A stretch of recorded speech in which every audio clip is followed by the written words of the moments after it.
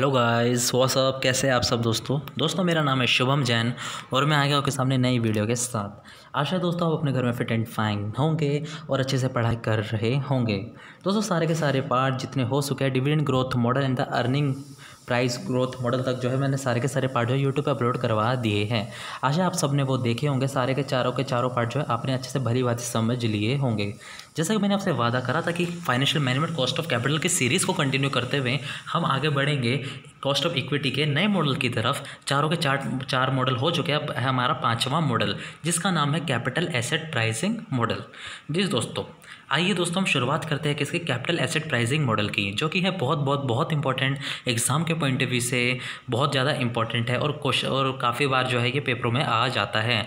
जैसे कि dividend growth model था, मैंने आपको बहुत टाइम दे के वो पढ़ाया था, उसकी रिवीजन भी कराई थी और बोला था अगर आपको कोई दिक्कत आती है मुझे पर्सनली कॉन्टेक्ट कर सकते हैं। ऐसे ही मैं कैपिटल एसेट प्राइसिंग मॉडल के बारे में भी कहूँगा कि प्लीज़ इससे भी ध्यान लगा के पढ़िएगा, इसमें भी काफ़ी कुछ समझने लायक है और इसके क्वेश्चन भी मैं कराऊँगा, 2 क्वेश्चन मैं कराऊँगा इसके डिफरेंट। और फिर भी आपको अगर इसमें भी कुछ दिक्कत आती है तो मेरे को पर्सनली कॉन्टैक्ट कर सकते हैं। तो दोस्तों वीडियो के अंत तक बने रहिएगा ताकि आपको हर चीज़ जो है अच्छे से जो है समझ आ जाए। तो दोस्तों मेरा नाम है शुभम जैन और आप देख रहे हैं शुभम जैन कॉमर्स डिस्कशन।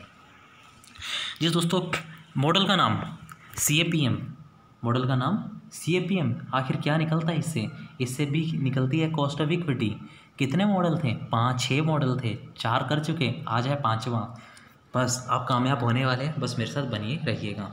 दोस्तों ऊपर वाला पैराग्राफ ना पढ़ते हुए एक बार नीचे वाला पढ़ते हैं। CAPM हमें क्या देता है? Required rate of return. अरे रिक्वायर्ड रेट ऑफ रिटर्न इसका मतलब है KE। हाँ जी हमें देता है, तभी हम CAPM पढ़ रहे हैं जी। ये मॉडल इंडिपेंडेंट है ऑन देयर रिस्क।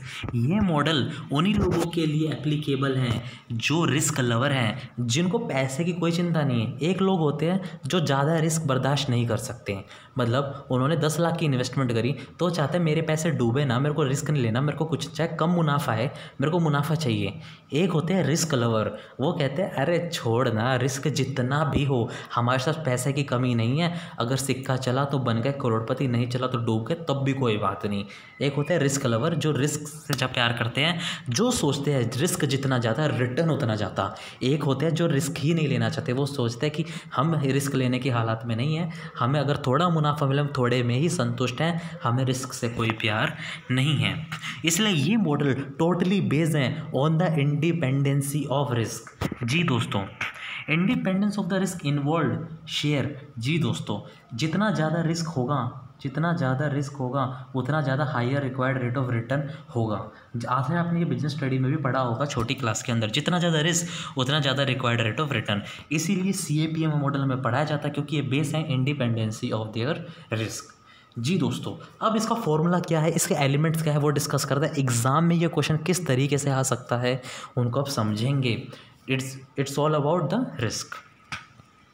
जी दोस्तों जब भी आप इन्वेस्टमेंट करते हैं उसके अंदर 2 तरीके के जो है रिस्क आते हैं, 2 तरीके के रिटर्न आते हैं। एक रिटर्न होता है जो रिस्क फ्री होता है, जिसके अंदर रिस्क ही नहीं होता, जो तो आता ही आता है रिस्क फ्री। एक होता है एक्सक्लूजन ऑफ रिस्क फ्री, मतलब रिस्क फ्री को हटा के। जी दोस्तों कॉस्ट ऑफ इक्विटी हम कैसे निकालेंगे? रिस्क फ्री रिटर्न जो आना ही है उसे स्टेबल कर दो प्लस बीटा क्या होता है इसे आगे बताऊंगा मैं। अब ब्रैकेट में ERM क्या होता है? ERM होता है दोस्तों एक्सपेक्टेड रिटर्न ऑफ मार्केट। जितना रिटर्न हम एक्सपेक्ट कर रहे हैं उसमें से माइनस कर दो रिस्क फ्री रिटर्न, जिसमें रिस्क है ही नहीं वो माइनस कर दो। मैं आपको बताता हूँ कैसे। मान लो दोस्तों आपने 10 लाख रुपए की इन्वेस्टमेंट करी, 10 लाख रुपए की इन्वेस्टमेंट करी। आप चाह रहे हो मेरे को 1 साल के अंदर जो है 2 लाख का रिटर्न आए। 2 लाख का आप एक्सपेक्ट कर रहे हो। क्या कर रहे हो? एक्सपेक्ट कर रहे हो, जिसमें से आपका रिस्क फ्री कितना है? 50 के। तो रिस्क फ्री चला जाएगा आपका यहाँ पे, और 2 लाख में से 50,000 माइनस करके 1,50,000 है आपकी ये वाली वैल्यू, जिसमें आपने एक्सपेक्टेड में से रिस्क फ्री माइनस कर दिया कि मतलब रिस्क फ्री तो आएगा ही आएगा, उससे ज़्यादा अगर आया तो वो क्या हो जाएगा हमारा प्रीमियम, इसलिए इसको माइनस करके हम इसको मार्केट रिस्क प्रीमियम भी बोलते हैं कि वो वाला प्रीमियम, वो वाला फ़ायदा जो हमने रिस्क लेके एक्स्ट्रा पाया है जी। आइए एक बार इसको हम लिख लेते हैं। Cost of equity CAPM model का formula risk free return plus beta, beta क्या होता है उसे मल्टीप्लाई करना मैं आगे बताऊंगा आपको, ब्रैकेट में expected return from market ERM minus risk free return, जो हम एक्सपेक्ट कर रहे हैं जी, लेकिन उसमें से क्या माइनस कर दो, रिस्क फ्री। अगर रिस्क फ्री माइनस कर देंगे तो क्या निकल जाएगा, market risk premium. Market risk premium मतलब वो चीज़ जो हमने रिस्क लेके फ़ायदा लिया है। आशा आपको समझ आ गया होगा जी। अब देखते हैं दोस्तों कि आखिर ये बीटा क्या होता है। दोस्तों हर चीज़ का एक इंडेक्स होता है कैलकुलेशन का, हर चीज़ को मेज़र करने का, ऐसे ही रिस्क को मेज़र करने का, रिस्क को देखने का। ये beta it is a index जो कि मार्केट की सेंसिटिविटी बताता है कि मार्केट कितनी हाई है, मार्केट कितनी लो है, शेयर मार्केट कितनी है, शेयर मार्केट कितनी high whenever we do investment. तो beta it is a risk index of share. Beta क्या है, रिस्क इंडेक्स ऑफ शेयर। आपने लीवरेज में भी पढ़ा होगा, higher the beta higher the risk, lower the beta lower the risk, तो ये वही चीज़ है। अब कुछ क्वेश्चनों में हो सकता है आपको बीटा गिवन ना हो, बीटा आपको कैलकुलेट करना पड़े, वो कैसे करेंगे, उसका सिंपल फॉर्मूला है जो आपको क्रैमिंग करनी पड़ेगी, क्योंकि इसका कोई स्पेसिफिक मतलब नहीं है, क्योंकि ये प्रॉपरली क्या है, स्टैटिस्टिक्स है। तो दोस्तों मैं आपको इनसे वाकिफ करा देता हूँ कि अगर बीटा गिवन ना हो क्वेश्चन में तो बीटा कैसे कैलकुलेट करा जाता है। ये साइन होता है आपका स्टैंडर्ड डेविएशन का, और ये साइन होता है आपका कोरिलेशन का जी। Beta is equal to standard deviation of security. ये सारी चीज़ें आपको क्वेश्चन में गिवन होगी, आपको चिंता करने की जरूरत है। अगर सिक्योरिटी क्या है, इनटू में मल्टीप्लाई कर देंगे, किससे, multiply by standard deviation of security and market, ठीक है जी, और डिवाइड कर देंगे स्टैंडर्ड डेविएशन ऑफ मार्केट जी। याद करिए मेरे साथ, standard deviation of security into में correlation of security and market divided by standard deviation of market, या आप इसे ऐसे भी याद कर सकते हैं, security standard deviation divided by market standard deviation into किससे, into correlation of security and market जी। हो सकता है कि किसी किसी क्वेश्चन में बीटा गिवन हो, किसी में ना हो, लेकिन मोस्टली चांस होते हैं कि गिवन जो है होता है। पर फिर भी आपको मैं क्वांटिटी नहीं क्वालिटी नॉलेज देना चाहता हूँ, 0 to 100 नॉलेज देना चाहता हूँ, इसलिए मैंने आपको बता दिया कि बीटा कैसे कैलकुलेट करा जाता है। मोस्टली टीचर इसे नहीं बताते हैं। आइए क्वेश्चन कर लेते हैं। पहले फॉर्मूला याद कर लेते हैं फिर से। कॉस्ट ऑफ इक्विटी निकालने का formula risk free return plus beta, bracket में expected return from market ERM minus risk free return. इसको माइनस करके क्या निकलेगा आपका, मार्केट रिस्क प्रीमियम। हो सकता है आपको ERM अलग से गिवन हो, रिस्क फ्री रिटर्न अलग से गिवन हो, या आपको ये डायरेक्ट मार्केट रिस्क प्रीमियम भी आपको जो है गिवन हो सकता है। इसलिए घबराने की कोई दिक्कत नहीं, आपका क्वेश्चन आसानी से सॉल्व जो है हो जाएगा। बस मैंने आपको बता दिया, इन दोनों के सब्सट्रैक्शन को मार्केट रिस्क प्रीमियम भी कहा जाता है। आइए दोस्तों क्वेश्चन जो है सॉल्व करने का प्रयत्न जो है करते हैं। आइए आखिर क्वेश्चन है क्या। क्वेश्चन बोल रहा है कि कॉस्ट ऑफ इक्विटी निकालो जी। क्वेश्चन बोल रहा है, मैंने बोला है CAPM मॉडल से। आपको एलिमेंट्स देख के ही समझ आ गया होगा CAPM मॉडल लगाना है। फॉर्मूला क्या है, मेरे साथ बोलिए आंखें बंद करके, risk free return plus beta bracket में expected return from market minus risk free return, जिसके सबसेक्शन को हम कहते हैं मार्केट रिस्क प्रीमियम। तो सारे एलिमेंट आपको गिवन है दोस्तों। रिस्क फ्री रिटर्न जो है आपको गिवन है, कितना है 8% है। बीटा आपको गिवन है 0.75, ब्रैकेट में ERM आपको गिवन है, RF आपको गिवन है, आपने माइनस भी कर दिया, मल्टीप्लाई भी कर दिया, प्लस भी कर दिया, कितना आ गया आपका 11% जो है आंसर जो है आ जाता है। 10 सेकंड दे रहा हूँ, इसे प्लीज़ अच्छे से देखिए समझिए। फिर एक बार मैं इसको दोबारा रिपीट करूँगा।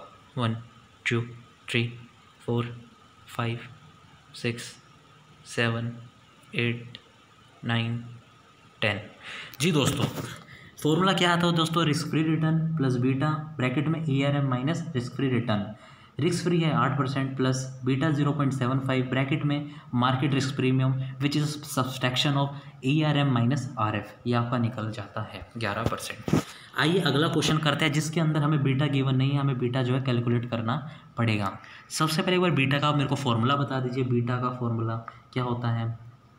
Standard deviation of security, standard deviation of market into में correlation of security and market, यही होता है या नहीं होता?